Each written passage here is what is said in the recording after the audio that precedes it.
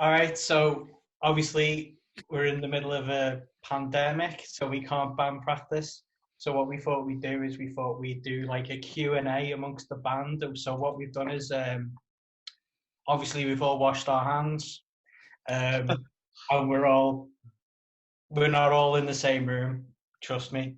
So what we've done is we've come up with some questions for each other, just to sort of like keep in touch, but also just to, find a little bit more about each other. So what we're going to do is we've got three questions. Each member of the band has come up with three questions, and we're going to ask each of the band the questions, and then we're going to answer it ourselves at the end, the same questions. So I'm going to start. So I've got my first questions for Gary, but same questions for everyone, but I'm going to go to Gary first. So what I'm going to say is, what three bands would you recommend people listening to right now? Right now. Right. You checking your notes, Gary? I'm just checking my notes. So I think at the moment, the ones that I'm kind of listening to that might be like a bit varied. I'm obsessed at the moment with Mount Eerie. So I've been listening to his stuff for a couple of years now, but Gary just turned into a robot. yeah, it's pretty much. I might have to move room because I think my connection is kind of shitty. Okay. You broke up a little bit before as well. I'd probably just the way it is. All right, while Gary's doing that, we'll ask Gareth what three bands he should be listening to right now. Okay, then. So I would say there's a punk band from Kyoto called Otoboke Beaver, all women, all Japanese. They might be the best live band I've ever seen in terms of actually performance. It's just really fast, loud, angry, a lot of changes of time signature and all that kind of thing. And they just snap right into it. Brilliant. So their latest album's called Itakoma Hits, and I'd recommend anybody have a listen to that. And also a band called Stealing Sheep. They're a local band to Liverpool. I remember them from like 2008, 2009. They were like a picky sort of intricate guitar band. But then last year they did this album called Big Wows. It's like this amazing sort of sun-drenched electronic pop album. It's like kind of really sort of dreamy stuff. It's not my usual type of thing, but it dropped my jaw, and I've yet to retrieve said jaw from the floor on that one. It would have been great the summer before when it was really sunny, the World Cup summer. But I think they were the victims of a mediocre summer last year. So assuming we get one this year, I'd recommend people give that a listen. And finally, Bobby Conn, who's a Chicago-based singer-songwriter, and his offerings sort of go from light whimsy to righteous anger at the drop of a hat. Usually with sort of a political or societal edge to it. He's best known for a single from 1996 called Never Get Ahead, and also doing like a George W. Bush protest album called The Homeland in 2004. But he's just done a new album called Recovery. That's released in the last few weeks, and I listened to that today. That is absolutely great. So that's my three. I saw Bobby Conn. Really? I saw Bobby Conn at the Leeds Festival around it was about 2001, I think. Oh, okay. Something like that. Yeah, it's a hell of a show. He pulls out all the stops on a massive budget, obviously, but kind of always tries to entertain. Stealing Sheep, they got announced today playing Manchester Psych Festival in September. So hopefully that goes ahead. They play that. So yeah. I'm going to go to Gary now. Good choices, by the way, Gareth. So I'm going to go. Before that as well, there's also a connection, isn't there, with Stealing Sheep being that, Steph's cousin and all? Yeah, so my wife's related to Emily from Stealing Sheep. So yeah, she's really nice. So so we're going to go to on his three choices. So I think I was like jumping around when I was saying about Mount Eerie.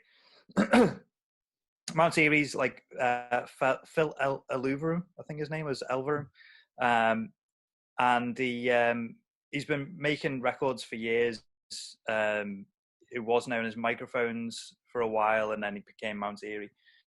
And he did an album in I think it was 2000.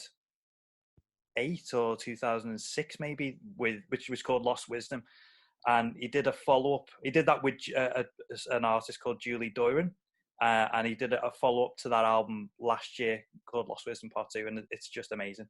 But he does a lot of songs that are kind of very heartbreaking, because he's had a lot of heartbreak in his life, and he writes very autobiographically. So yeah, very sad stuff. The other one, Pretty Matty, is from Canada, and really they released the stuff on Get Better Records. Really kind of poppy, but also quite a kind of grungy guitar tone to it. But their stuff is really kind of consistently really good, and their album from, again, I think it was last year, is like, it's pretty faultless all the way through. And Soul Glow,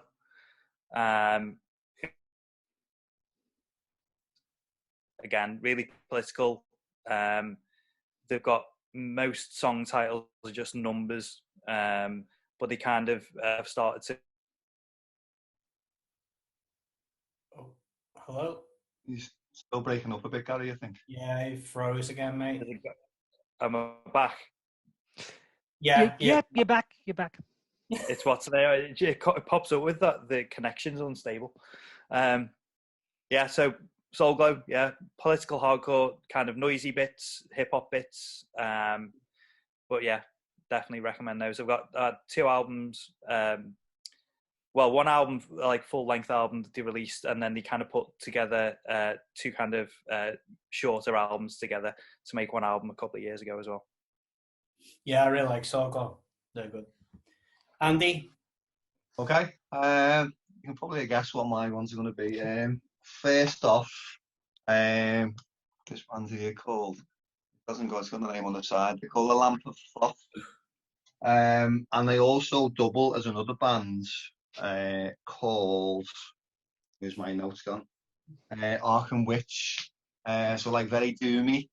And as if you know me well, as you all do, I buy lots of stuff on tape. So the more limited it is, the better anyway.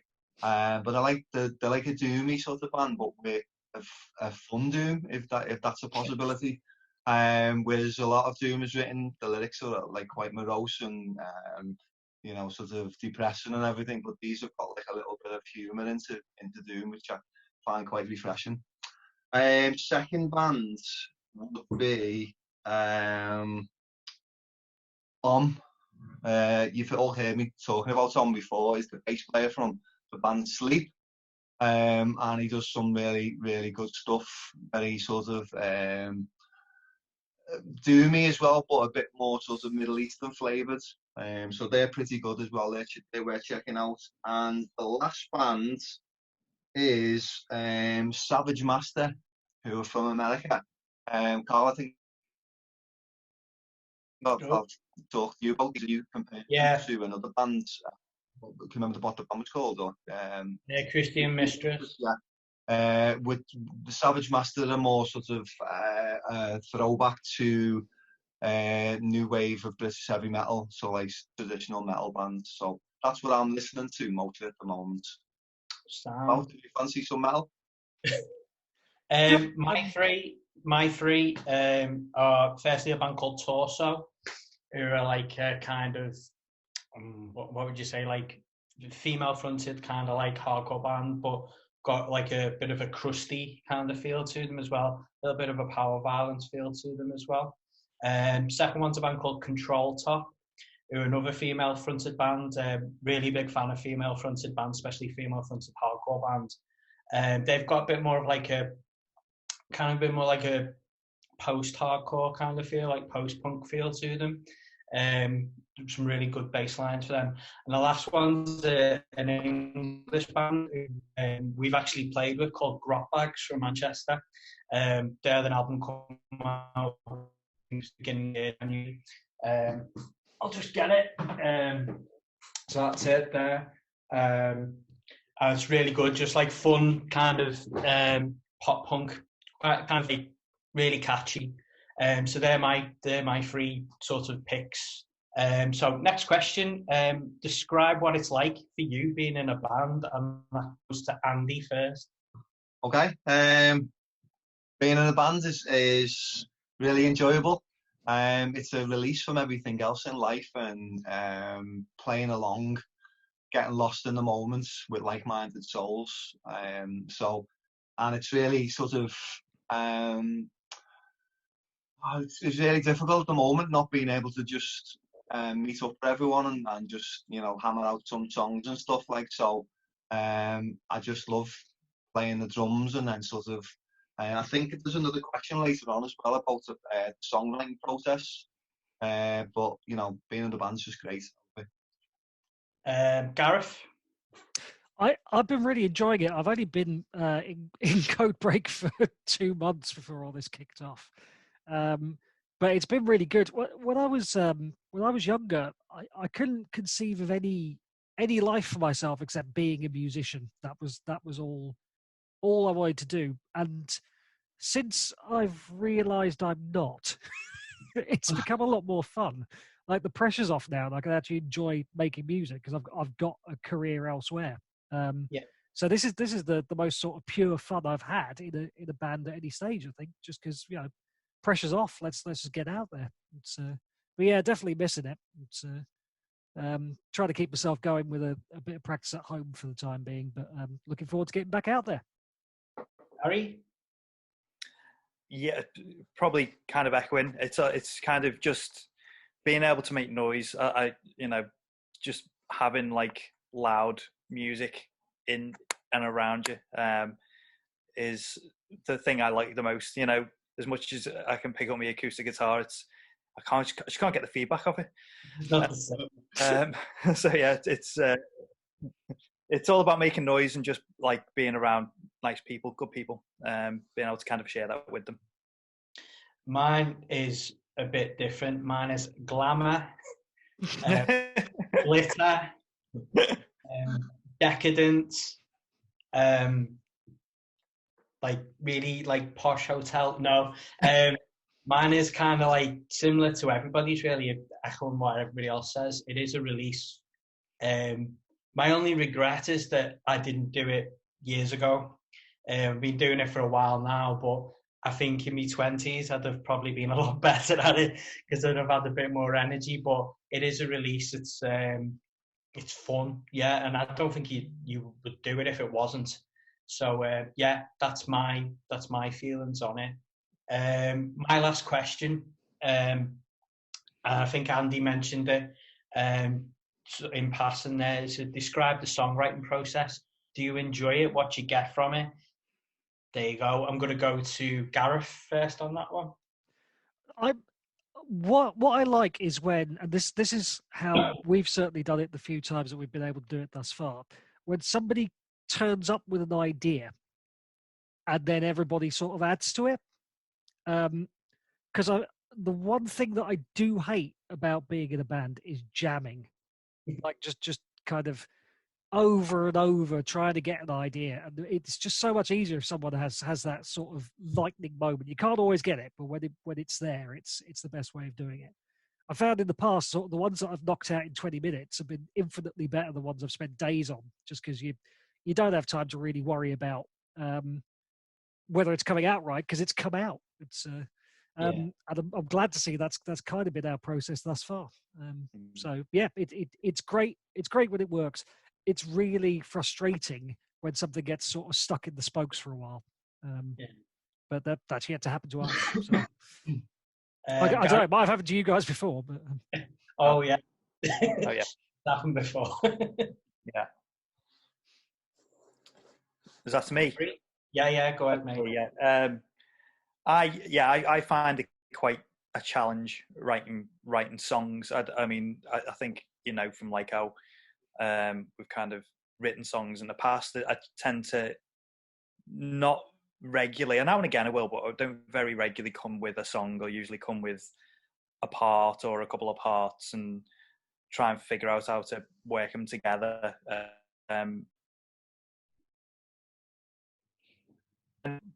Quite difficult to try and make. You're okay. Yeah, I find trying to like pick up a guitar with the idea of writing a song difficult. So that I don't often get through it, and I certainly don't have ideas of. I think I've gone again. Ideas of lyrics and stuff. So it's always good that Carl can add that element to it. But I think I really like the way that songs do evolve when we're in the room together. I like the fact that you can come up with a completely different idea to what you originally thought it would be. Sound. Andy? Yeah.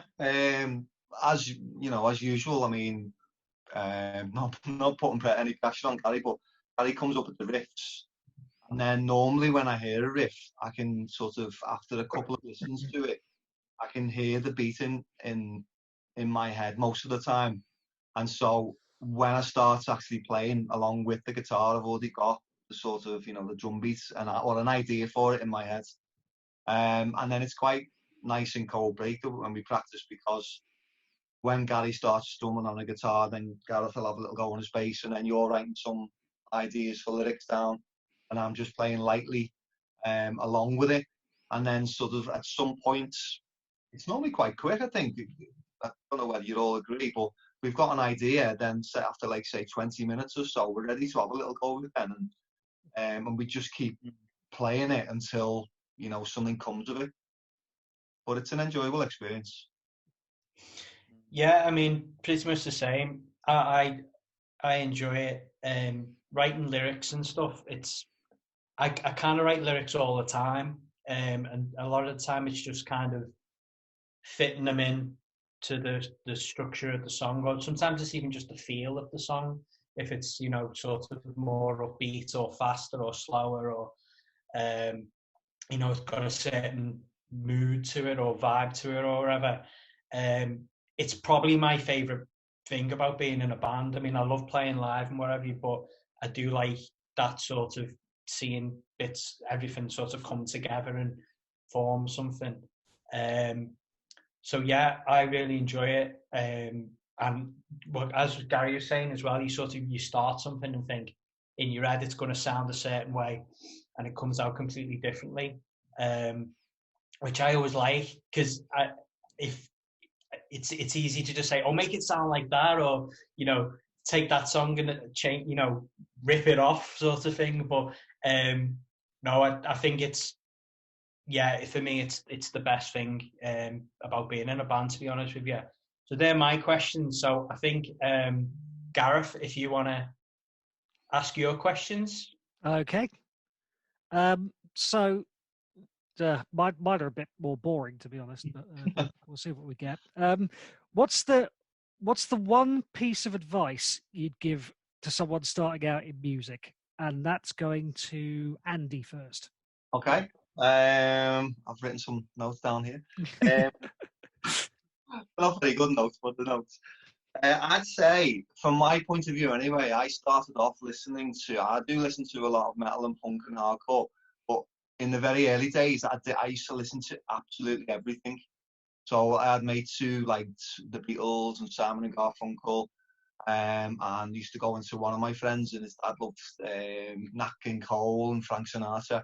So I listened to absolutely everything of music, and then eventually, as I got a little bit older, I sort of settled for sort of metal, hardcore, punk, more so than maybe some other music. But I was in lots of bands before I got into like punk and hardcore bands and things like that. I was in lots of other bands, like cover bands.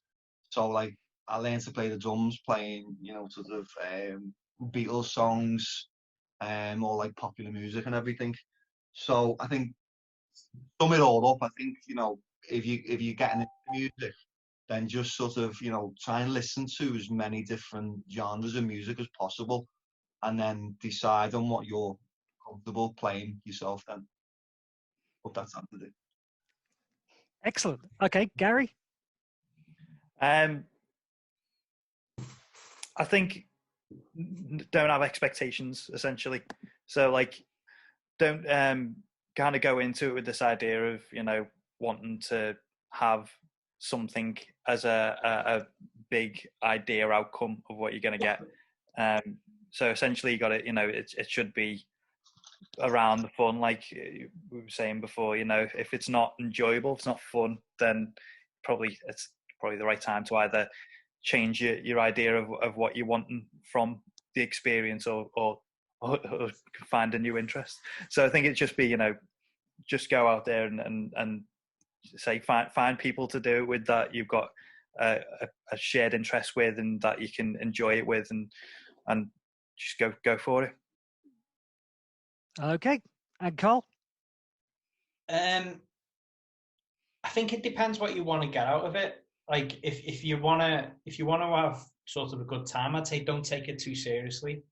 If you take it really seriously, it's just going to consume you and it's going to be forced. And I think if it's more natural, if you kind of have fun with it, yeah, and don't take yourself too seriously as well once you're in a band, because there's so many people who like are just, oh man, you know, do you know who I am? And like, who gives a shit? Everybody's the same, you know what I mean? So I would say don't take it too seriously and have a laugh with it, enjoy it. Don't make it everything, but give it some merit, you know what I mean? Don't just downplay it all the time, but you know, certainly enjoy it and have a laugh with it. Yeah, that's what I'd say. Excellent. Okay. Well, my advice is a bit more practical. You guys will probably already have an idea of what this is. Spare leads. just always. It's horrible because obviously in a punk band you can't really be saying that kind of finance should be a barrier to creating music, and it shouldn't be. But the fact of the matter is, your leads are going to break, your strings are going to break, your plectrum's going to go missing. Just have a spare everything as soon as you can, as soon as you get the opportunity. Batteries, that's the other one. Batteries, yeah. Yeah. I just started that, if anyone's watching and they work for Pasty 2002, I'm in the need of a new cymbal if you want to go. There's a large piece of metal shearing off of one of Andy's cymbals, and I'm quite worried it's going to hit one of us at some stage. So yeah, you'd be saving a life if you can provide another cymbal. Okay, so what is your most memorable onstage moment, good or bad? And that is going to go to Carl first. I think the worst one I had was it was actually Gary's first gig. The first song, I completely did the wrong song. So I did the complete wrong lyrics and was convinced in my own head that everybody else was playing the wrong song and I was singing the right song. Actually, I think what we did is we changed the set around or something. So the song that we would normally start the set with, we started second. So in my head, I just was on autopilot. So I was like, yeah, that'll be the song that we start with. So I'll just sing that one, but it wasn't.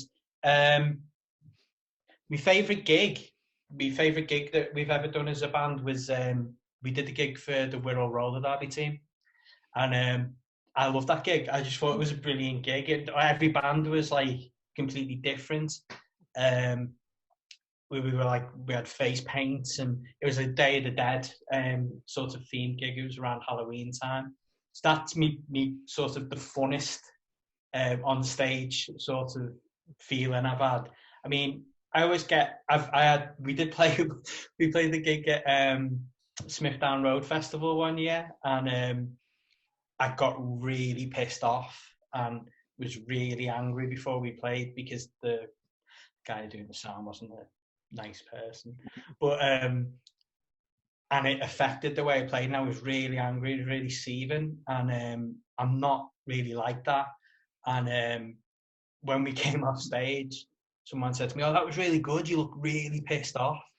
And I was like, "Yeah, I was," but there are a couple of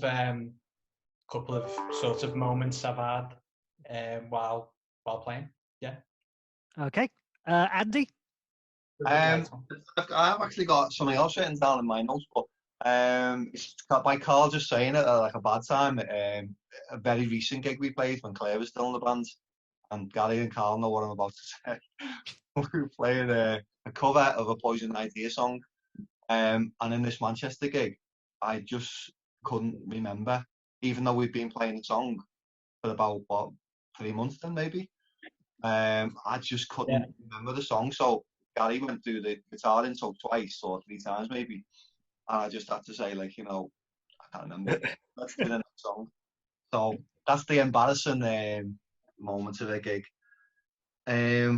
Not really memorable, but, and this is going to sound really corny now, like, but, and I don't know whether Carl will remember this because it's happened in a couple of gigs, but every now and again when we play a gig, Carl will turn round in the middle of like a song and maybe put his foot up on the bass drum, and our eyes will sort of meet, if you like, and it's just nice. It's just right in the middle of the song, and it's just, like sort of as I was saying before in practice, it's like being in the moment with someone who's loving it just as much as you. So that might come across as really corny, but I love it. So Excellent. Okay, Gary. I've had so many like experiences of like just forgetting songs and forgetting parts, so I can't even whittle it down to one gig. There's been so many where I've been like, I don't know what I was playing there. But in terms of memorable, with one of the old bands I was in, we did a tour of, did a couple of dates in Austria and did about 4 dates in Italy. And one of them was in Bologna, and we played a squat in Bologna, and it was pitched as a emo versus hardcore gig, and so because of that, I was trying to play like as hard as I could because we were not one of the hardcore bands, and so I was like playing off the stage, and there was just like all of the people there kind of are right around us, so we had hardly any room. And it's just like one of those things that I like always come back to, because like it was such a weird kind of experience, because you get there and it's a squat and you think, I have no idea what I'm going to get myself in, what we let ourselves in for. And then it was just run really well. And, it kind of went on, and after the gig finished, they cleaned up the streets outside and put mats down, cleaned all the room inside, put mats down for everyone to sleep in. I was just like one of those, like, they do it pretty well in Europe. They do things properly. Nice. I was trying to think of something kind of funny that had happened, but I can't think of any really stand out. They're all just a bit like either, oh, the gig was a bit rubbish, or it was okay. There was one where we played in London, and this was a very old band of mine, a band called Pristine, who I was in Bedford, and we played in London, and they had a screen showing films behind the stage, and we got Empire Strikes Back put on. It was just around the time of the 1997 Star Wars re-releases, so Star Wars was like the hot ticket at the time. And apparently it all looked really fantastic, but I was facing away from it, so I don't really know what happened. And the mate was like, "Oh, this happened and this happened and this happened." And then when I thought back, I thought, those aren't in that film. Those are all in Star Wars or Return of the Jedi. But the other thing that I can say about that is everyone involved in that gig was pissed, because it was the first and really only time that we were given a massive rider. It was like 48 cans of beer. And the other 2 bands, one of them was too good to hang out in the dressing room, and the other one was stoners. So it was just 48 beers between 4 17-year-olds. So of course we thought Return of the Jedi was happening. And there was also a time where I played a punk festival just outside Leeds. To literally, our audience was 2 women and a puppet. And was handed an envelope afterwards. They said, "Oh yeah, come along, you're really helping us out last minute. Like, we'll give you what the band you're replacing was going to get." I was like, "Oh, that's great."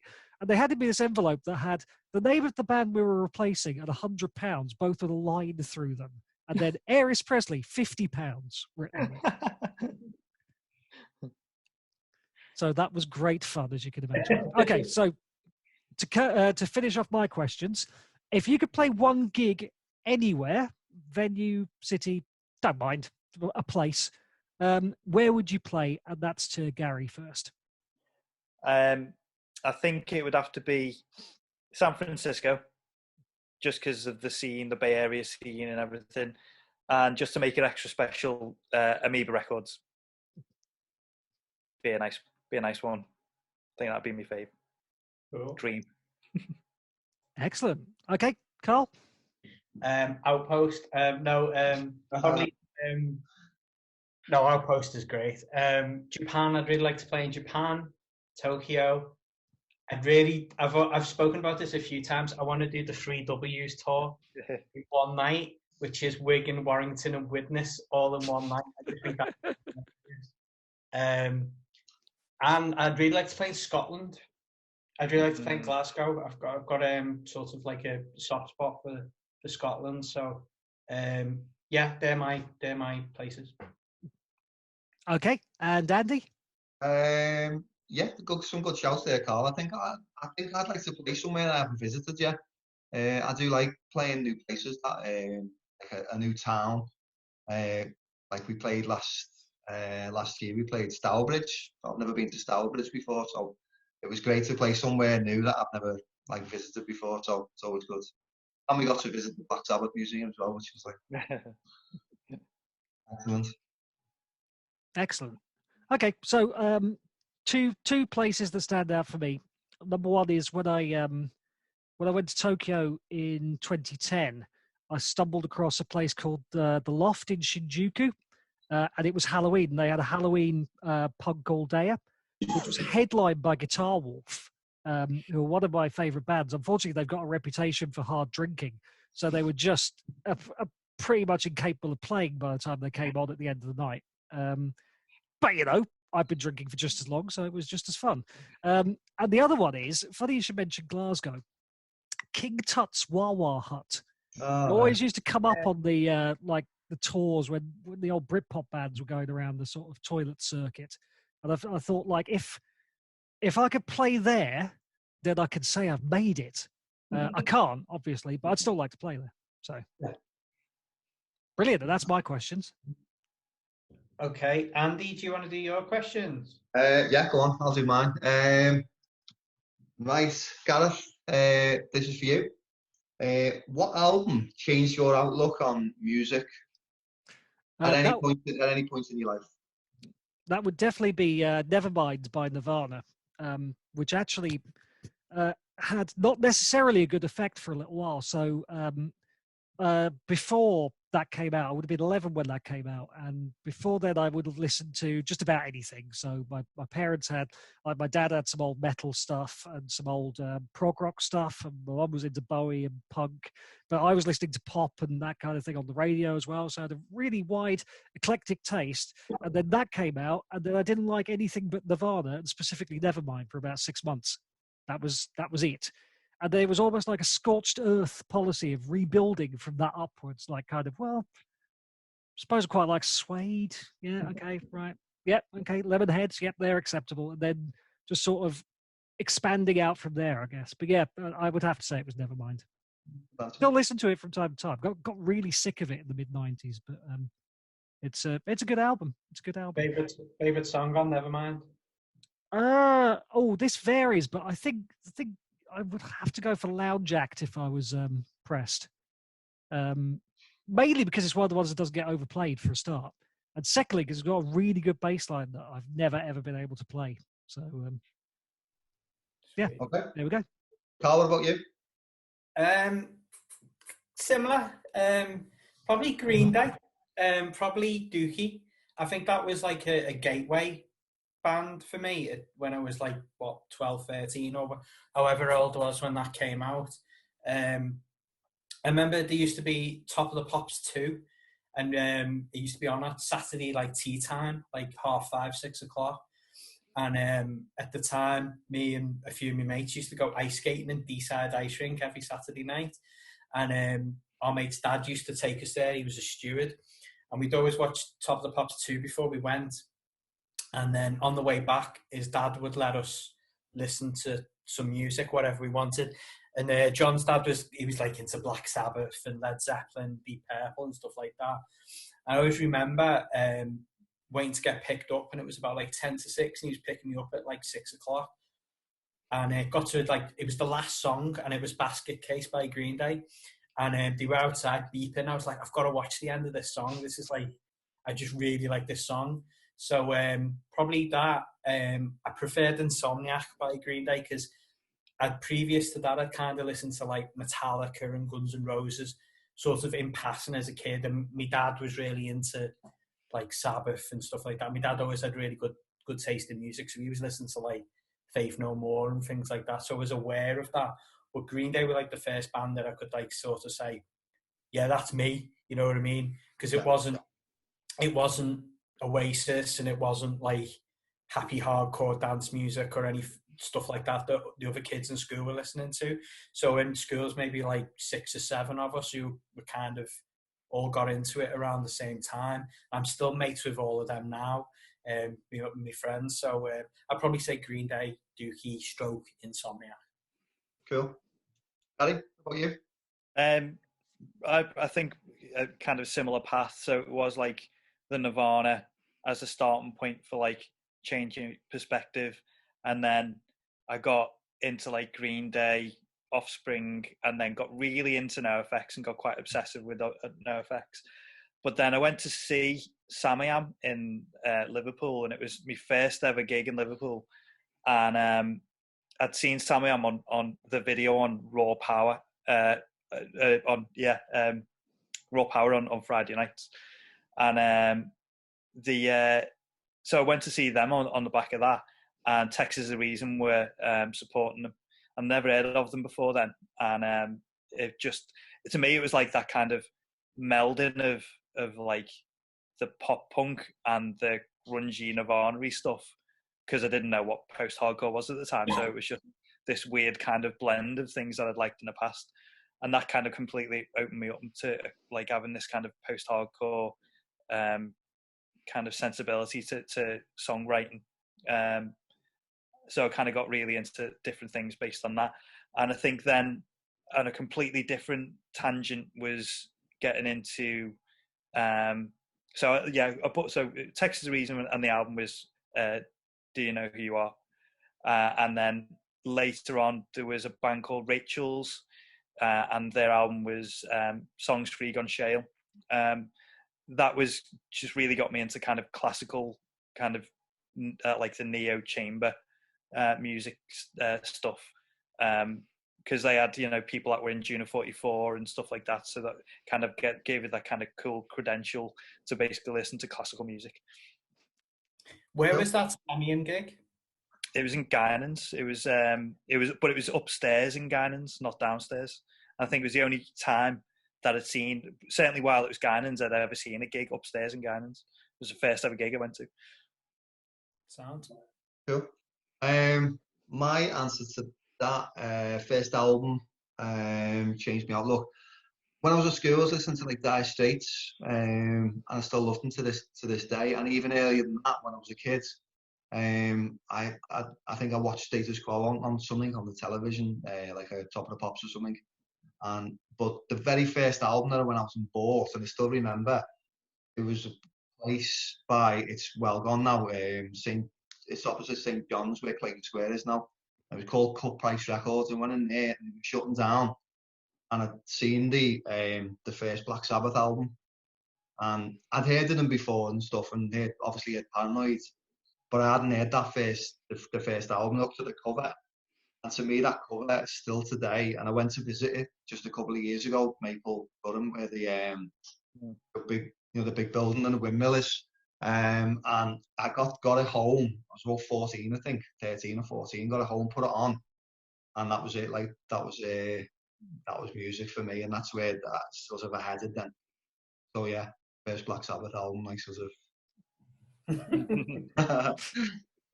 Right, next question. Have you got any pre-gig superstitions or routines that you do? This one's for Gary first. It's going to be a short one. No, okay. No. I haven't got anything. No. Okay, fair enough. That's a play. What about you? Sorry, me or okay. I not really. I mean, I've been kind of generally fine most of the time, but I do prefer to have my nails painted if we're doing a gig, because I somewhere in my head it got into my head that I will have worse gigs if I don't have my nails painted. So there we go. That's good enough for me. Yeah. What about you, Carl? Yeah, I've got a few. Try not to shit myself. Grow up. Because I get really nervous before we play.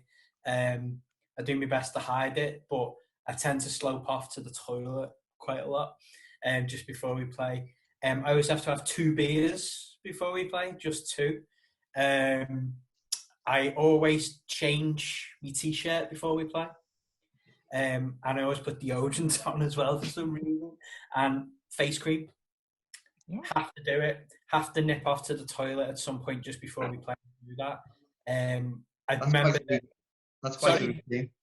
It's quite a routine. Yeah. I remember I didn't do it once, and all I kept thinking was, "Why didn't I do that? Why didn't I do that?" But I'm a bit weird like that anyway. So yeah, so they're my my routines. Yeah, mine's pretty boring really. When on the way to a gig, I always pack a bag with a bottle of water, a towel, and a t-shirt. I'm the opposite way down to you. I'll change my t-shirt after the gig because I'm normally like soaked in sweat. Same again. I like to have at least 1 pint, maybe 2 at maximum before I play, just to sort of, I don't know, as you say, settle nerves or anything. But I think as I've got more experience and playing over the years, I feel less and less anxious or nervous before going on now. I feel more nervous doing this actually than to be honest. But yeah, that's basically all I do. So yeah, good answers. Thanks for that. Last question: who do you admire as a musician or stroke musical influence? Let's have Gareth first. Okay. So I mentioned Suede before, and their bass player Matt Osman is just a really good bass player. He's not anything other than that. I think he's written or he's credited with writing 1 song ever for Suede. Yeah, he's just very good at what he does. Complements the rest of the music going on. Anybody who's heard Suede will know it's kind of there's quite a lot of intricate stuff going on. And you know he adds to that in a very good way. He's also why I play a Fender Precision on stage, because the first 5 gigs I ever went to, 4 of them were Suede gigs on the Dogman Star Tour, and he was playing a turquoise Fender Precision. Nice. So I got one, although mine's red. So there we go. So that's how you can tell them apart. Yeah, because me and Matt Osman stand next to each other the entire time. So we've got to be careful about these kind of things. So. Right, that's great. Carl, what about you? A few. Always a big fan of Henry Rollins. Everything he's ever done, really, his spoken word stuff, his stuff in Black Flag. Funny, like as a like being like the singer in a hardcore band, there's sort of this like, I don't know, this like sort of idea that you've got to kind of be like confrontational or like, you know, rough. And who I really like is just sort of like the opposite of that is Damien from Fucked Up. He comes across as like a really nice person, and he is a nice person, but he's a big burly guy who goes into the crowd, but you never sort of fear him, if you know what I mean. You never sort of think, oh, you know, I don't want to mess with him. You'd go up and give him a hug. So as a frontman for that, sort of lyric wise, and I like a lot of like country music, and I'm a big fan of like Johnny Cash, John Prine, who recently just passed away a couple of days ago. Generally just sort of like odd hardcore. Like I always like the odder end of hardcore as like a musical influence, so stuff like No Means No or Really Red and bands like that who were sort of hardcore bands, but they had like a different sort of take on it. That's why I always like the later Black Flag that nobody else likes, just because it's a bit dirgy, but I quite like dirge. Yeah. So yeah, they're a few of mine. I mean, I've got loads of sort of bands and singers and people I admire, but yeah, they're just a couple of them really. Do just to go like on, you can answer this too, Gary, as well if you want to. Do you listen back to the stuff we record and you think, oh, I can hear me being influenced by that person there subconsciously? Yeah, definitely. Yeah, even just sort of like diction, like the patterns of sort of vocal pattern, could definitely hear like people. Someone said that we sound a bit like, a lot of people said we sound a bit like Fugazi at times, and you can hear that definitely. So yeah, it's probably just subconscious, really. I don't think you'd sort of go, right, I'm gonna in this particular song, I'm gonna sound like this. I think it's just the way it comes out, really. But you can definitely hear it. Yeah, great. Okay, and Gary? Mine is Mike Watt from Minutemen, Firehose, and he's done other things. So he did like DOS with Kira from Black Flag, who he was married to at one point, and he's played, toured with bass players for the Stooges. He's done. He basically kind of comes up with different bands every other week, basically. But it's that kind of, it's the longevity of him, and just the I suppose the fact that he's so grounded. So he still kind of carries his own gear to gigs and wheels his own amps in, and he's really humble, and he takes time to speak to you after the gigs, and he's got his own kind of little way he speaks, and his own kind of little kind of vocal things that make him kind of quite individual. But he never comes across, even though he's got like all these weird words, he never comes across as being kind of arsey or anything. It's all seemed very kind of natural and just the way he is. And calls people cats. What's that? Calls people cats, which Ned understand. Yeah. But he's just. I mean, I've spoken to him a few times at gigs, and he just seems like just a lovely fella, and just keeps going. He doesn't care the fact that he's played stadiums with the Stooges. He's just as happy to play in a pub to a couple hundred people, and still does what he does at 60 odd. Brilliant. It's a good person to choose, that Gary. Just to answer my own question, I was saying before, when I play something and then I listen back to it, I can hear it. It just comes to me, and I think I've got that idea there from something I listened to. Like, say, for instance, Nickel McBrain out of Iron Maiden, the drummer, and Clive Bear, the drummer before him in Iron Maiden, because I used to listen to Iron Maiden a lot. So when I know our band's obviously nothing like Iron Maiden, but when I listen back to what we've recorded, I think, just that little accent there I've put, I know where I got that from, and it's sort of only after I do it, like subconsciously I'm putting it into the music, and obviously that's an influence to me. And also, someone a bit more obscure, the first Pavement drummer, who I had to look up his name. His name's Gary Young, and I think I've spoken to you about this story when they were recording Slanted and Enchanted, and they were doing it in a basement, and the guitarist was in like the kitchen. So every time he wanted them to go like apeshit on the kit, he'd just come in and nod to him.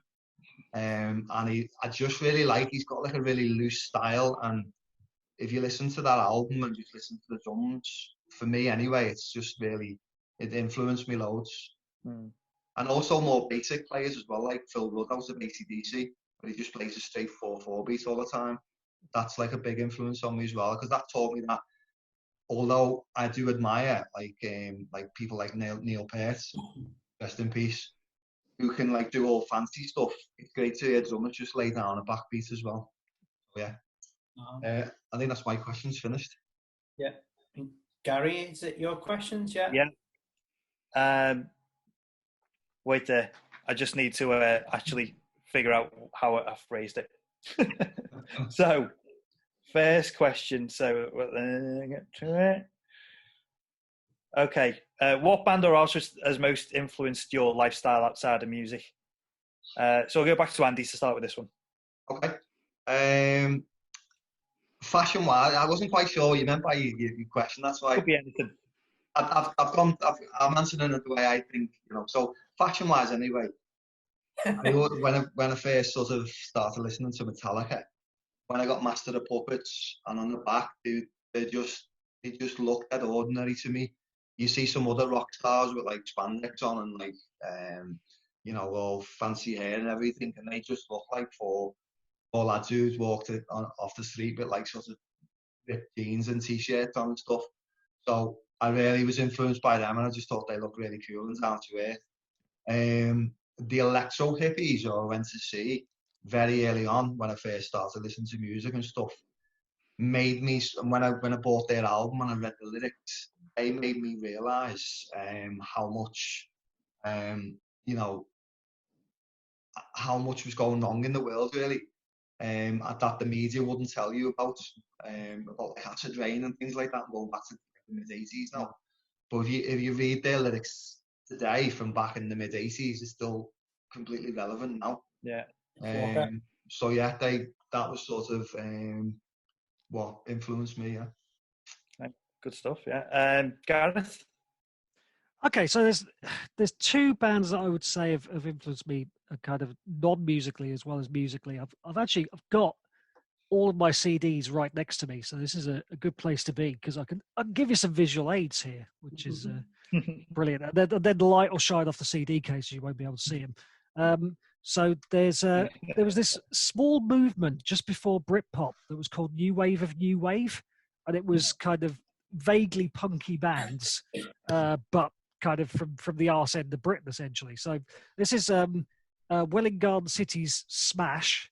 They were a political influence on me. They did a lot of talking about sort of the Tory government of the time. This, by the way, is I Want to Kill Somebody, which is a single that charted and features literally a list of the Tory cabinet at the time that he would like to murder. And if we could have some more songs like that at this stage, that'd be really handy. Because I don't know where it's quite relevant at the minute, maybe. Where is this coming from? Not to make a tired political point, but where is this coming from for the current cabinet? But there we go. Maybe us. Yeah, so they kind of got me into the Anti-Nazi League and kind of paying a bit more attention to more political stuff and kind of news. So there was that. And then there's their sort of, the other band in New Wave were These Animal Men. And they didn't really talk about politics or stuff. They talked more about what was happening to them as people, which is fine. There's nothing wrong with that. But basically, this is the cover of their second album, Accident Emergency. I dressed like this for 3 years. It was like the first leather jacket I ever got was one of these really tight affairs. And I was like 7.5 stone when I was 16, 17. It was like a second skin on me. And yeah, I just based any piece of clothing that I was going to look for. I was like, have These Animal Men worn this at some stage? It's also where they had a bit of a sort of a sportswear phase before that. So that's where I got into Gazelle trainers, which I still wear to this day. So there we go. So there's one kind of serious and one kind of more fancy for you, and both from the same time. And nobody remembers them at all. So I backed the wrong horses. Good stuff. Carl? To sort of like echo similar to what Gareth was saying about like fashion and clothes and stuff. I think like going back to like the hardcore bands of the 80s, like Minor Threat and Black Flag and the whole like just t-shirt and jeans kind of look, or not dressing punk up is like dressing it down. I think that was make it more like approachable, not like rock stars on a big massive stage like with glitter and glam and things. Not that there's anything wrong with glitter and glam, you know what I mean, but I think that whole like the DIY kind of idea or ideal of punk was a big influence on me. Is like, if you want to do something, do it yourself. So the bands that sort of were part of that, maybe like Black Flag. I think Black Flag, because they had this kind of like, they did everything themselves. They made their records themselves. They made the tours themselves. They were taking their own sound system on tour at times. Then they started making records for other people. Then they started a record label. So that whole like if you want to do something, do it yourself aspect of punk is something that I'm all in favour of. And it's hard, but if you want it, you can do it. And to what level you want it, that you want to do it, it's up to you really, and it's how much you put in as is what you'll get out of it. So I think in terms of like a lifestyle kind of ethos, that kind of like American 1980s hardcore scene movement was kind of something that has a big effect on my life. I mean, saying that, you know, I don't run a record label, I don't, you know, record bands, but I have this kind of like, if I want to go and do something, I'll go and do it if I really want it. So I think that's just like a thing that you can sort of apply to anything really. So yeah. I think sort of like the SST, Discord, and the sort of like 1980s hardcore movement was a big sort of influence on my lifestyle. Yeah. For me, I think I've got similar in terms of, you know, again, like Minutemen, SST stuff, and Ian Mackay, you know, that whole idea of, you know, like DIY. And I think you're right. I think it does kind of go into kind of aspects that are beyond music. I mean, I think it's also the reason why you put on gigs, and, you know, it's a part of that whole idea of kind of trying to help out something bigger than just the band. You know, you're trying to support something that's hopefully kind of communal and something that can grow. So I think that's definitely been an influence for me over the times. And I think personal for kind of politics, mine was Propagandhi. I think listening to Let's Talk More Rock was, like a massive kind of influence on me.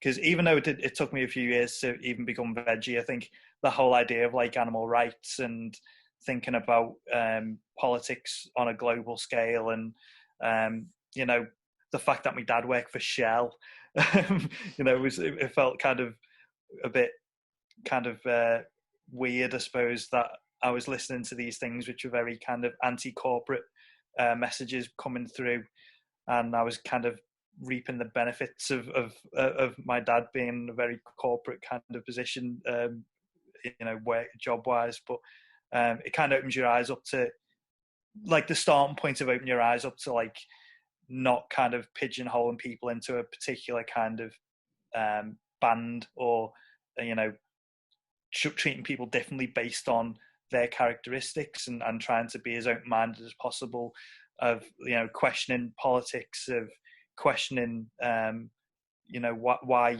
certain politics or policies are written and approved based on corporate needs, and you know, how that is not just local, it's global. And it's kind of had a big influence on me over the years.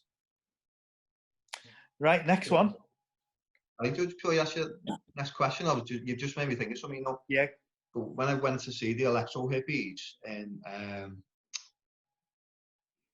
you know, in the early day, in the 80s, it made me realise as well that, you know, when I went to see them, there was like, say, 30 or 40 people there. And that's sort of what made me want it helped me get in a band myself, because I thought you don't have to sell out big 10,000 seater stadiums. You can still be a good band and attract 30 or 40 people and still have an amazing night. Yeah, and also, like, it's not just that as well, as it's you know, you attract 30 or 40 people, and that has that influence on someone. And it's that, again, that kind of idea of it's slow growth is sometimes the best way of doing things, you know, of actually getting the right message across. Yeah, I've always said with our bands, if, say, one person comes to see us and goes away and thinks they were great, then that's made my day. You know, and that's made me sort of, I want to play loads more gigs and everything. There was something that came from what's the name that I heard about, from I think it was from Henry Rollins. I think I might have even been getting a van, where he was saying about how Chuck Dukowski was the one who said, you know, you play as hard to 2 people as you do to 2,000. It doesn't matter who's in front of you play just as hard. Yeah. Andy, can I ask, when you saw the Electro Hippies and that sort of morphed into Carcass eventually, What was sort of the reaction to that? Because they're quite different, weren't they? What, the electro hippies and then well, Carcass, like, sort of still, they were very similar in like, you know, politics. Start Carcass, and then obviously years later they sort of went into more death metal territory. Yeah. But they were they were dressed still the same with dreadlocks and, you know, like sort of crusty style. I think they just sort of they just come in. But when we used to go and see the electro hippies, you'd have like metal bands coming through supporting them anyway. So it was very all mixed anyway. It didn't really matter, you know, sort of. So there was metal bands singing about, you know, Dungeons and Dragons and stuff, but they sort of got along well with the electro hippies who were doing, like, you know, sort of political, you know, sort of observation lyrics and everything. Sound good. Right, next question. Your fantasy band, Carl, you can start this one. I found this one really tough, by the way, and I had to like write it down. So I'm going for a 4-piece. So it's 4-4. So it's the singer, guitar, bass, drums. So I'm going to start with the drums. So I went for Mackie from the Cro-Mags, because he kind of put like a groove into hardcore that you'd listen to, like hardcore drummers, and it just almost like precursor to the blast beat kind of a thing. But he put kind of like a bounce into the music, and sort of like you can hear that in a lot of the New York hardcore bands. There's sort of like a groove to it. I don't know what it is. I don't know why it's different, but it's got that to it. On the bass, I went for Rob Wright from No Means No, because I love the bass in No Means No. It's so intricate and catchy, but it's so driving as well. On the guitar, I went for Speedo from Rocket from the Crypt, Hot Snakes, numerous bands. And on the vocals, I went for Henry Rollins just because he is my favourite frontman. I know a lot of people think he's shit, and he was the worst frontman in Black Flag and everything. And, you know, he is what he is. We all know that, you know, the world's oldest teenager and that. But for me, he gave that band just sort of like a presence and a sort of like focal point that, yeah, Keith Morris is great, Ron Reyes is great, Des Godena was great, but Rollins just give it that sort of like, fucking hell, you know what I mean? The power to them. So that would be my my fantasy lineup. But again, that could change. That could change in like the next 10 minutes when other people sort of come up with ones like, oh shit, why didn't I think of them instead? Yeah. But there you go. Nice, good. Andy? Okay. Mine's obviously more old school. So I've got Bill Ward from Black Sabbath on drums, like such an amazing drummer. I used to come home many years ago when I was studying at university. I'd been on a night out and I'd come home, put my headphones on, and just listen to Bill Ward. And like he wasn't just like your straightforward like rock drummer. He had loads of like jazz influences and stuff, and I just think he was amazing. On bass and vocals, the one and only Phil Lynott from Thin Lizzy. I just think his voice was amazing, and he was such a talent taken away from us far too soon. Guitar, modernising a little bit, I'd have James Hetfield from Metallica, because from when I very first listened to Master of Puppets, I've loved James Hetfield's tone on his guitar. He's one of them ones that if you heard it anywhere, you'd know it was him. And I thought, doubling up on guitar, the one and only Tony Iommi. So yeah. I knew you were going to have two guitars in there. I knew there was going to be a lead. So I mean, really, sort of Tony Iommi's more of a lead guitarist, but he's the riff master. And I thought him and James Hetfield together with Phil Lynott singing some sweet vocals and at the back, just I'd pay all lots of money to go and see that. That'd be good. Nice, good choices. Gareth? Bear with me. I've I've gone for a 7-piece. Although to be fair, it's kind of like five core people and then a couple you might. Scar band, is it? I hope not. See what you think. So on drums, Mac McNeely from the Jesus Lizard, because the Jesus Lizard are a very loud and abrasive band, and he's a very loud and abrasive drummer. But I've started to notice in recent years just little subtleties that he'll drop in that sort of kind of point the way the song's going. It's me getting pretentious again, but like he's mega technical. He's just a technical drummer. But with such power as well. Mm-hmm. Just such a hard hitter. On the bass, Annie Holland from Elastica. Elastica, another mid-90s sort of British punk influenced band that nobody talks about anymore, probably because they got sued by everybody. But she was just, I can't play any of her stuff, quite frankly, and I listen to it on a regular basis. And I'm in awe. It's a good sound as well that they got on that, which I'd love to work out how to do that. I listened to the first Elastica album today, by the way. Excellent. Yeah. It's got to be done. Got to be done every so often. Guitar. So there's a guitarist called Ryder Size from a band called Nashville Pussy. They're a kind of, well, I don't really know what to call them, sort of redneck style metal, I suppose. But she's from Canada. Not quite sure how she wound up in them, but she's really, really good.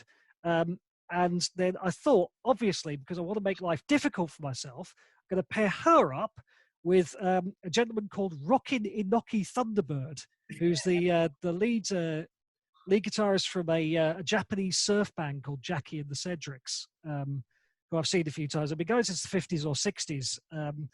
And for a guy his age, he's got the most energy of an onstage performer I've ever seen. They're one of the tightest acts I've ever seen.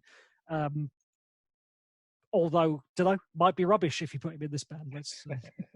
Let's give him the benefit of the doubt, though. And the front person of this will be John Spencer. No explanation necessary, just John Spencer. And then I figured you could probably get Alec Empire to play something. I think it'll probably make it a lot noisier as well. And we'll stick Bowie on synths just so that he's in there. Yeah, I think the Wage Bill's the main part of that band. But, there we go. We'll go with that. That's that would be an interesting sound that would come from them.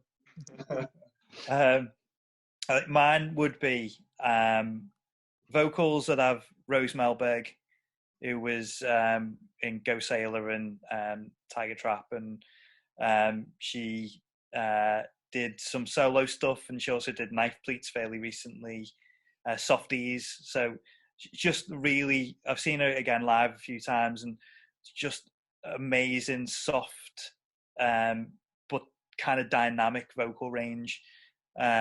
Just seems to just be able to kind of bring together the sound of any band she's in. I love her vocals. Bass will be Mike Watt, obviously, because he's just, kind of a hero. And again, in terms of just the way he plays, he kind of does this thing where he kind of puffs out his cheeks and stuff when he's playing. He's got a very distinctive way of playing. And he calls it the thunder stick as well. So, you've got to love that. Guitars, again, this was quite hard just in general with a lot of these. I've a lot of rubbing out and starting again. And this could change at any time, like you said as well. At the moment, I think it would be Nick Reinhardt from Terra Melos as one guitarist.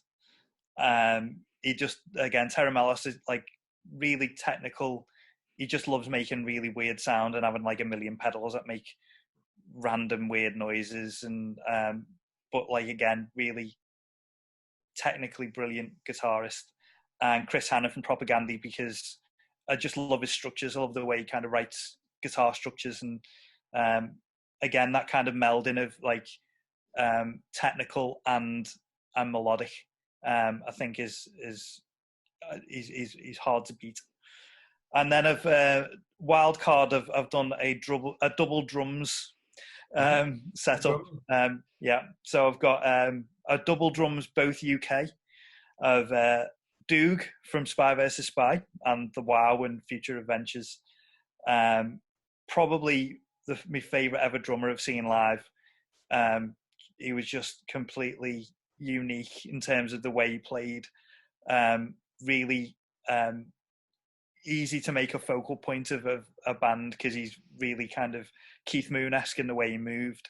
And he'd also, when he played with the WoW, he used to drop beats intentionally just to keep them like guessing of what he was going to do. And it sounds like it'd be a complete mess, but it seemed almost like a challenge for them to try and keep up with him as he was doing it. But when he was in Spy vs Spy, he was just completely solid, dead tight. And doubled up with that would be Lou Hanman, who obviously plays with Caves as a front person for Caves, and she was a front person in Flamingo 50, but she played drums for 3 Minute Margin in Liverpool, and she does touring drums for various bands over in America now. And again, in terms of just watching someone play drums who's really tight and technical and just leaves it all out on stage, I always loved watching the way she played drums. So that would be my superstar lineup. Last one then was, let's see how I phrase this. So last one would be, what band or artist do you wish you had the chance to see live? Gareth, I think you're first to start. Okay. It'd just be Nirvana. I was a bit late to the party on that one. And I've seen Foo Fighters. I don't mind Foo Fighters as much as some people seem to, but it's no compensation. Seen them, saw Chris Novoselic play with either the Melvins or Flipper, I can't remember. But never. And Pat Smear, obviously, again with Foo Fighters. It's a shame, but you can't really argue with that. And the weird thing is, anybody else I could have mentioned in this slot, say, kind of 10, 20 years ago, when it seemed like I would never see the Stooges, for instance, and I've seen them 3 times, or I'd never see the Pixies, and I've seen the Pixies. It was like when a band had split up, they were gone. And that's not the case anymore. Like everybody, sorry to keep quoting examples, but Meat Puppets, Jesus Lizard, all these bands I missed the first time round, except the ones where the frontman is dead. And that's the only obstacle to getting back together. So, so there we go. So that's mine. Yeah, it's a good choice. Carl? I'd have liked to have seen Black Flag in like 82. In like Starwood or somewhere, I'd have loved to have seen Minor Threat. And Gareth was just saying then about like bands reforming. They're a band that don't want to see reform. No. I don't want to see. I mean, I really like Fugazi, and I'd go and watch Fugazi now, but I don't think Minor Threat would work. One band I'd have really liked to have seen and never got the chance was Queen. I always felt like that. I used to watch them on the telly and they were like massive shows, but I thought the songs were brilliant. So I'd like to have seen Queen, and I never got to see Motorhead. And back to Gareth's point about the frontman being dead, that's not going to happen. So there'd be a couple of bands that I'd like to have seen. Yeah. Thank goodness. Yeah. Andy? Funny enough, I've actually got Black Flag and Minor Threat down as my two that I would have loved to have seen. I mean, I've seen pictures and obviously seen videos of Minor Threat and Black Flag in the early days, and the concerts just look absolutely wild. I just would have loved to have been there at that time to see, to be part of it. Also, a bigger band, I never got to. Well, just through just never got around to getting a ticket for them. But Rush, and obviously similar. They're never going to play live again though, because Neil Peart's not with us anymore, but I would have loved to have seen them live too.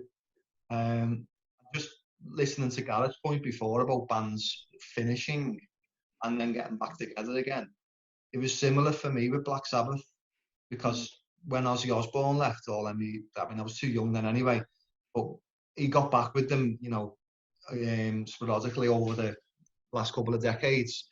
But then they done a big tour, and I finally got to see them with the. Well, it was unfortunate that Bill Ward, the little drummer, wasn't there, but the other three were there.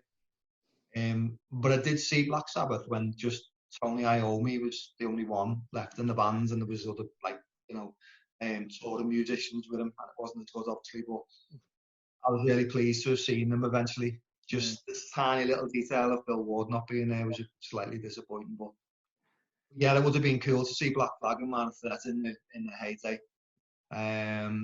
And yeah, I think I've seen quite a lot of bands who I wanted to, so there's not many that I didn't get to see.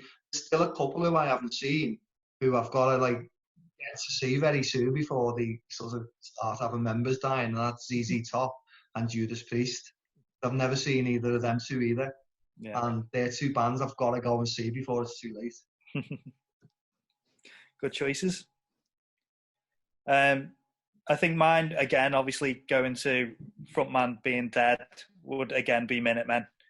I mean, I think, again, just in terms of just an influence generally on the way I kind of approach music, but just the way that they kind of set themselves up, with D Boon being really, really trebly and Mike Watt being really, really bassy, so that there was a really distinct sound between the two of them. I think just watch, I haven't seen the documentary and seeing live videos of them. They are definitely a unique thing to kind of witness live. Bands that potentially could get back together, I suppose, who I would love to see, hopefully would potentially get back together, would be Yaphet Kotto, who are an Ebullition hardcore band. They had a really significant impact on me in the early 2000s, and in terms of getting into kind of that kind of screamy post-hardcore hardcore sound. But the dual vocals of those again the guitars, the way they play off each other, I think is really interesting. And Good Luck, who released a few albums which I think are, again, both of them are kind of near on perfect. And again, potentially they could get back together. It would be good to see them as well. Yeah, I think that's everything. I think we've done it. We're there. Do you want to do some bonus questions? Bonus questions. Bonus questions, yeah. Yeah. I'll go first. What's your favourite thing from the chippy? Who's this for? Gareth. I am going to go for battered sausage chips and a buttered bap. Okay. Because it's not a chip shop trip for me unless I'm having a chip butty of some sort. Gary? It's changed obviously over the years. I think at the moment it would be salt and pepper tofu, potty curry, and portion chips. Andy? Special curry with fried rice. Similar. Mine's chicken fried rice with curry. So there you go. Nice. Shall I do my bonus question? Yeah, go on. What's your favourite all-time film, Gareth? Oh. Put you on the spot. Oh, you caught me well off guard with that. I would say Aliens. I once watched that film at least once a day for over a year. So I would have to say that's in the conversation. Probably between that and RoboCop. There are obviously much, much better films in terms of works of art, but nothing's quite as fun as those two, I don't think. Okay, cool. Carl? Oh, dead there. Wayne's World. I always, if I start watching that film, I'll have to finish it. Yeah. That or Caddyshack. Or a Police Academy film. Gary? Honestly, this would change weekly, I think. Yeah. Whatever comes to mind. I think the first thing that came to mind was Back to the Future. Yes. Yeah, especially the first two. Third is good as well, but the first two I love. I don't like the third one. It was on the telly the other day, and it's. I still think it's pretty good. It just isn't. It's just not as, I don't know. It just doesn't grab you as much because it's kind of set in one place and it has much kind of fun to it, I suppose. That was filmed at exactly the same time that he did the second one. Yeah, I remember going to see the second one, and the trailer for the third one is at the end of the second. That's right. Yeah, he did them both at the same time. Yeah. I could sit and watch all three of them easily. I think they're really easy to watch films at any time, aren't they? Yeah. As well as the Raiders of the Lost Ark films as well. Oh yeah. My all-time favourite film is the original The Wicker Man. Oh, great choice. And we still need to go and see it, Gareth, at some point if it's on at the cinema again. Yes, yeah. I can watch that over and over again and never, ever get bored of it. I just love it. I think it's an amazing film. I've had friends who've been obsessed with that over the years, and like I've got like Steve Carr has been to where they've filmed a lot of Summer Isles stuff. Yeah. And, I went on a trip to see some of that as well. Yeah, and I had a friend who made his own cut of it and stuff like that. So yeah, it's amazing. Need to be introduced to these friends. Okay, whose bonus questions next? Do you want to go first, Gary? Or yeah, go on, Gary. My one is it's suggest a podcast, but with an addendum that you can't all choose Atletico Mints.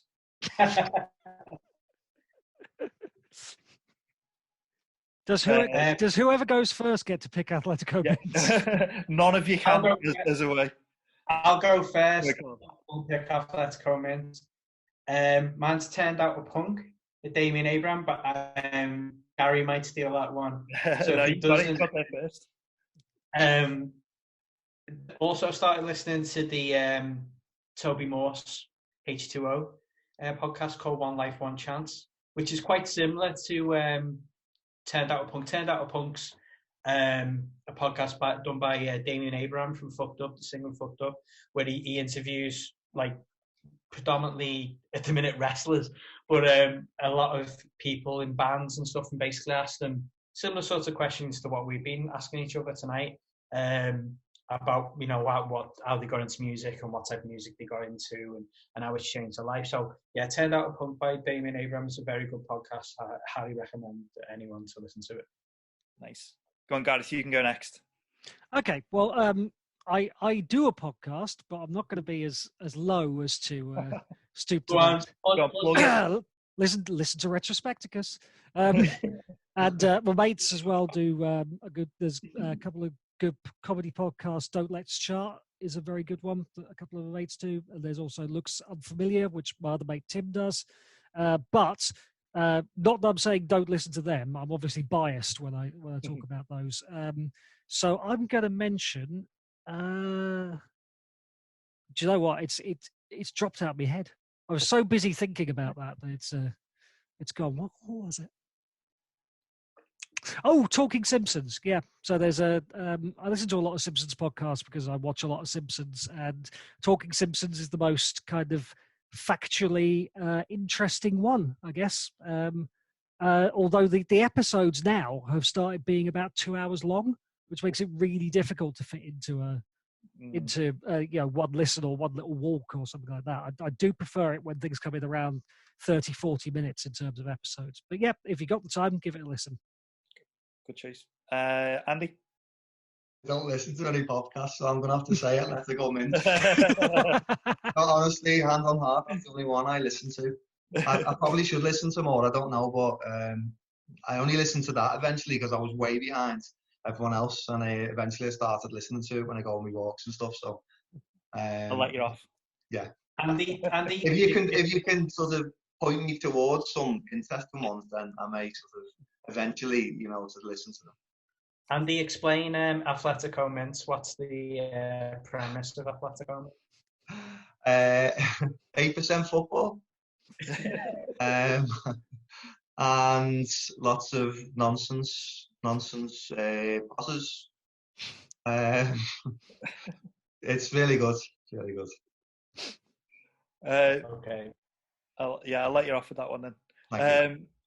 My choice would be the Adam Buxton podcast. And I was never a big Adam and Joe fan. I saw bits of it, but I kind of found it didn't really kind of match my sense of humor at the time. So I didn't really watch much of it. I kind of appreciate it a bit more, like in hindsight. But his podcast, I think, because as he's kind of grown older, he's a bit more open to kind of being sentimental at times, or being quite open about how he's feeling. So the way he uses that in his approach to interviewing, depending on the people who he's got, it can have a completely different feel to it. So, like, if he's interviewing a mate, it's very kind of chatty and funny and silly. If he's interviewing someone who's kind of academic, he completely changes his focus and makes it a lot more about that focus, and gets kind of interesting interviews. Like, so, he's kind of interviewed someone fairly recently who is like a doctor talking about coronavirus. He's talked about about mental health issues, about bereavement, because he lost his dad. So he spoke about with people who'd lost their parents, and how they kind of dealt with things, and how that changed their outlook on life. And then say you can kind of interview kind of musical people and talk about that. And again, but depending on how his relationship with them, it completely changes the way he kind of approaches the interview, which is kind of keeps you interested as well. So that'd be my choice for you. An interview. I really enjoyed the Billy Connolly one he did. Listen to that. That was really good. Yeah, I enjoyed that. Yeah, it's brilliant. Cool. We done? I think we're done. Gareth, There's just one more bonus question. Bonus question. Sorry. Now brace yourself for this, because it's very highbrow. It's going to take a lot of thinking. What is your favourite crisp? Now I want both brand and flavour for that. I have to start with someone, so I'll start with Gary. So yeah, I think this is another one where it might change over the years. At the moment, I'd say we preferred crisp, and it shows that I'm a bit of a upper class snob. I like the Sunblush tomatoes. What are they called? What are they called? Sunbites. Oh yeah. Yeah. They're a particular favourite. And again, vegan, so it's something I can have. Carl? Completely opposite of Gary's. Steak McCoy's.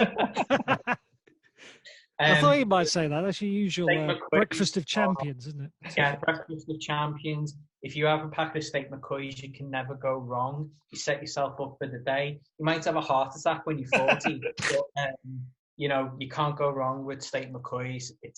They're a meal in themselves. A bit of stodge, bit of steak. Can't beat it. Steak McCoy. Andy?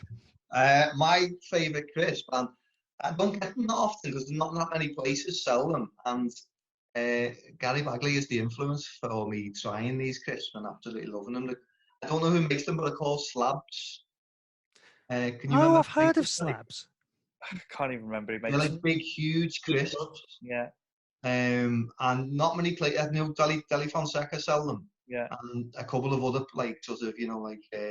fancy places sell them, but they're just absolutely amazing. Big, thick, flavoursome crisps. Excellent. I've never tried those. I'll have to give those a go. For me, it is of ones available at the minute. It is roast beef Monster Munch. But of the sadly departed flavours, sizzling bacon Monster Munch, which was around in the mid 80s to early 90s, I think. But it was, they were great. And then they just stopped being anywhere and they've never come back. I'm very annoyed. I talk about it quite a lot. What do you think about keeping crisps in the fridge? Well, no. It's not necessary. Apparently it's good. It's quite refreshing. I don't come to a Because, bag of like- crisps to be refreshed. Like a vending machine, are they cold? Like sometimes they're a bit colder, I aren't suppose they? it can be chilled, yeah. You've got a point, yeah. Especially if it's one that does drinks as well. I Or chocolate will be. couldn't have a cold State McCoy. You know what I mean? That would just be wrong. But it's just a thought, you know. They've got to be body temperature, surely. Yeah. Yeah, totally. Yeah, they've got to taste Oh. like they've got to be the temperature of like they've been in like the back pocket of like a worky. Yeah. Don't want a cold breakfast. Yeah, you don't want to go on the continent or something.